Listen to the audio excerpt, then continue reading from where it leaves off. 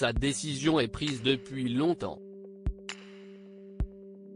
Mais pour l'instant, Éric Zemmour préfère ne pas la dévoiler. Probable candidat à l'élection présidentielle de 2022, l'ex-éditorialiste de CNews semble pourtant être sur la bonne voie pour se lancer dans la course à l'Élysée.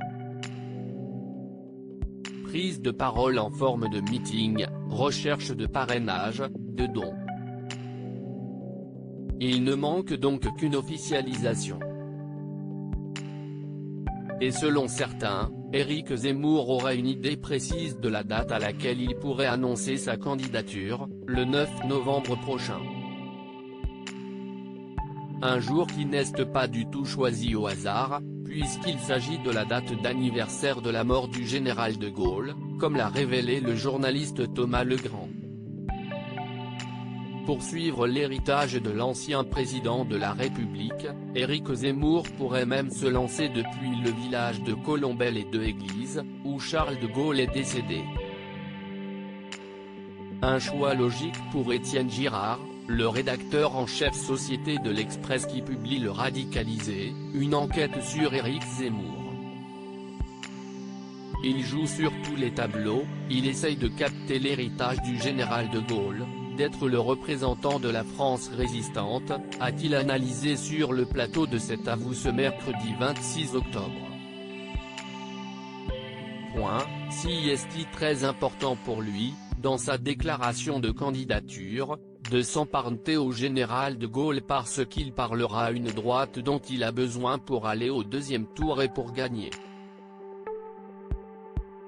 Et ce ne serait pas la première fois qu'il évoquerait ce personnage de l'histoire de France.